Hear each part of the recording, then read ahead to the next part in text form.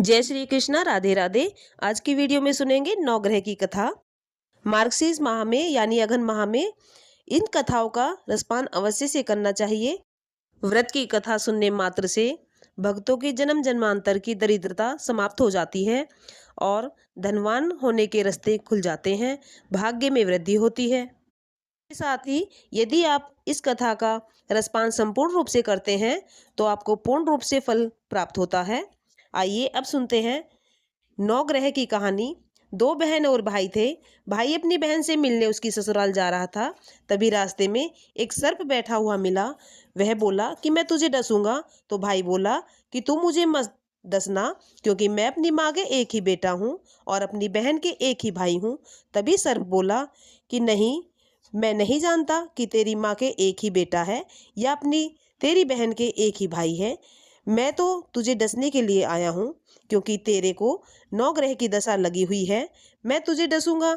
अच्छी बात है। तभी लड़का बोला कि मैं अपनी बहन से मिलकर आता हूँ, फिर बाद में तू मुझे डस लेना। इसके साथ ही सर्प बोला कि क्या पता इस राह से तू आए या ना आए, मैं तो अभी इसी समय डसूंगा। अच्छा, तू मेरे थैले में बैठ जा।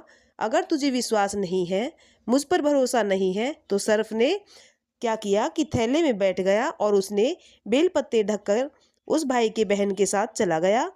जब बहन के यहाँ भाई पहुंचा तो बहन नवग्रह की कहानी कह रही थी और व्रत कर रही थी।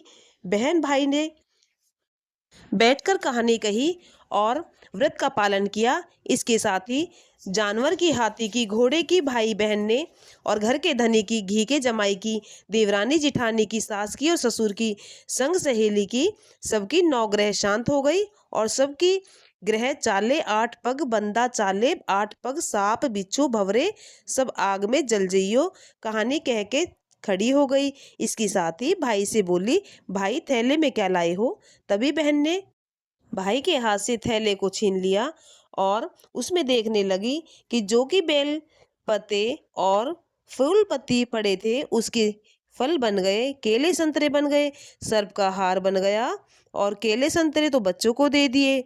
इसके साथ ही जो हार था बहन ने खुद अपने गले में पहन लिया। भाई बोला, बहन तू तो बहुत गरीब थी, इतना महंगा हार कहाँ से लाई है? जब भाई ने देखा तो वह आश्चर्यचकित रह गया।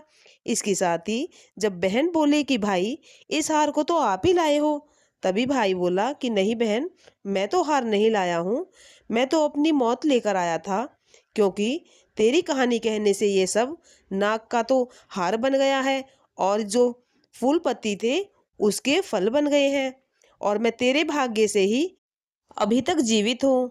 मैंने जो कहानी सुनी है और तूने मुझे जो कहानी सुनाई है उससे मेरी नवग्रह की दशा शांत हो गई है। इसके साथ ही जब बहन ने यह सुना कि मुझे नवग्रह की दशा लगी हुई है, तभी बहन ने कहा कि भाई भाभी से कहना कि नवग्रह की कहानी कहे और पूजा अर्चना करे और इस व्रत को करे और विष्णु भगवान और माता लक्ष्मी की विधि विधान से पूजा अर्चना करे। तभी अपनी बहू से जा करके जब भाई ने कहा बहन के कहने से कि नवग्रह की दशा हमें लगी हुई है, हम कहानी कहेंगे और इस व्रत का पालन करेंगे। इसके साथ ही तू कहेगी इस कथा को और मैं सुनूंगा, और जब मैं कहूँगा तो तू सुनियो। इसके साथ ही चावल चीनी के दाने लेकर के लोटा भर के जल में और हाथ में फूल रखकर उन्होंने कथा सुनी। भाभी ने कथा प्रारंभ करते समय जीव की, जंतु की, हाथी की, घोड़े की, कुत्ते की, बिल्ली की, देवरानी जिठानी, सासू की, ससुर की, घर के धनी की, बहन की, भाई की, सबकी नवग्रह की शांत ग्रह होने के लिए कथा कही। ग्रह चाले 8 पग, बंदा चाले 4 पग, सांप बिच्छू भवरे सब आग में जल जइयो और हाथ जोड़ करके क्षमा याचना की कि 9 दिशा की ग्रह शांत हो जाइयो। इसके साथ ही रविवार की, शनिवार की, सोमवार की, मंगलवार की, बुधवार की, बृहस्पतिवार की और शुक्रवार की, शनिवार की, 8 वार की, धरती माता की 9 ग्रह की दिशाओं की ग्रह शांत हो जाइयो। जैसे ग्रह दशा बहन के भाई ने 9 दिशाओं की ग्रह अपनी उतारी, वैसे ही हम सबकी भी कहते सुनते हुंकारा भरने वालों की सबकी 9 दिशाओं की ग्रह उतारना।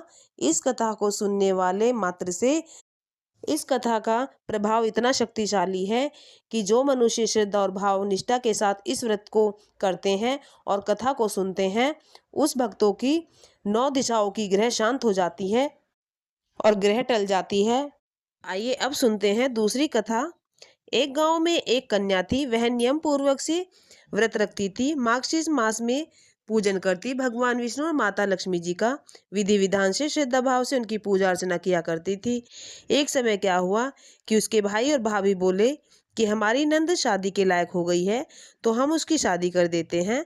इसके साथ ही वह कन्या कहने लगी कि भाई, मैं शादी नहीं करूंगी, मेरी झोपड़ी गांव के बाहर बनवा दीजिए।